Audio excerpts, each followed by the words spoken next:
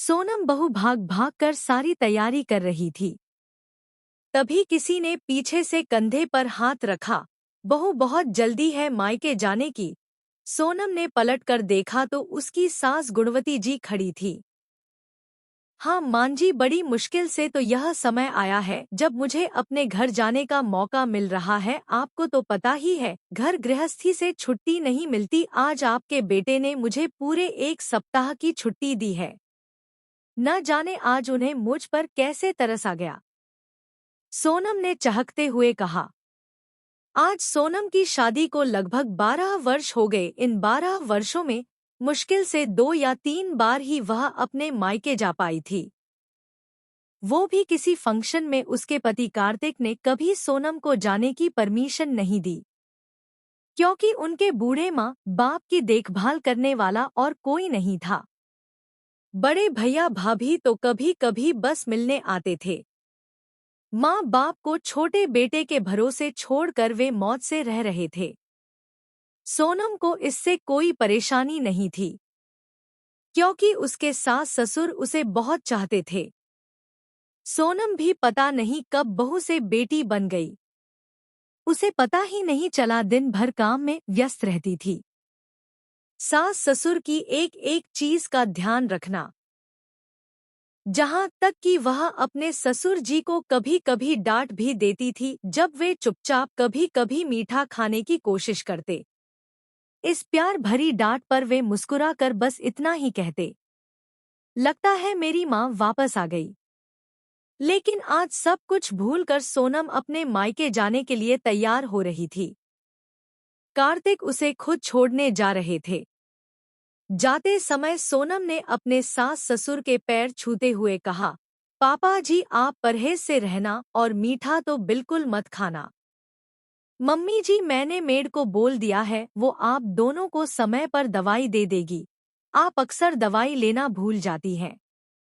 जब मैं वापस आऊं तो आप दोनों ऐसे ही स्वस्थ मिलने चाहिए।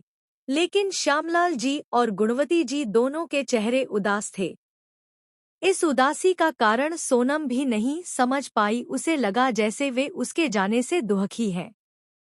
सोनम उनका आशीर्वाद लेकर जल्दी से गाड़ी में बैठकर चली गई। उसके जाने के बाद श्यामलाल जी ने गुणवती से कहा, चल अब मेरा भी सामान पैक कर दे। शायद तेरा मेरा साथ यहीं तक था। गुणवती जी ने कहा, ऐसा मत कहिए, मैं भी आपके साथ चलती हूँ। नहीं तो हम दोनों किसी वृद्धा आश्रम में रहने चलते हैं। श्यामलाल जी ने अपने दर्द को संभालते हुए कहा, नहीं गुणवती, तू भी यहाँ नहीं रहेगी तो सोनम परेशान हो जाएगी। मैं ही चला जाता हूँ। कुछ दिन से उनके बड़े बेटे सुरेश और कार्तिक में बहस चल रही थी। कार्तिक चाहता था कि माँ बाप की जिम्मेदारी वे भी उठाएं, लेकिन सुरेश नहीं मान रहा था। तभी दोनों मिलकर समझौता किया कि पापा को सुरेश रख लेगा और माँ को कार्तिक। लेकिन सोनम के रहते ये संभव नहीं था। इसलिए कार्तिक ने बहाने से सोनम को उसके मायके भेजा था। अगले ही दिन सुरेश अपने पिता को लेने आ गया। गुणवती जी का रो रो कर बुरा हाल था। दुखी मन से श्यामलाल जी सुरेश के साथ चले गए। गुणवती जी को लगने लगा जैसे उनकी जिंदगी का मकसद खत्म हो गया है। वे चुपचाप अपना कमरा बंद करके बैठी रहती थी। न खाने की सुध न दवाई की। उधर यही हाल श्यामलाल जी का भी था। एक दिन कार्तिक ने सोनम को फोन किया, सोनम मम्मी की तबीयत ठीक नहीं है, तुम जल्दी से आ जाओ। उन्हें अस्पताल में एडमिट किया है। सोनम जल्दी से अस्पताल पहुंची। मां जी क्या हो गया आपको? डॉक्टर साहब ये तो अच्छी भली थी, इन्होंने खाना पानी छोड़ दिया था, जहां तक कि दवाई भी नहीं ली है। करीब 3 दिन से कुछ नहीं खाया है। डॉक्टर की बात सुनकर सोनम मांझी की ओर देखकर बोली, क्या हुआ मांझी, ये सब क्या है? कोई बात हुई है? मुझे बताइए। बस बेटी, तू कब बहू से बेटी बन गई पता नहीं चला।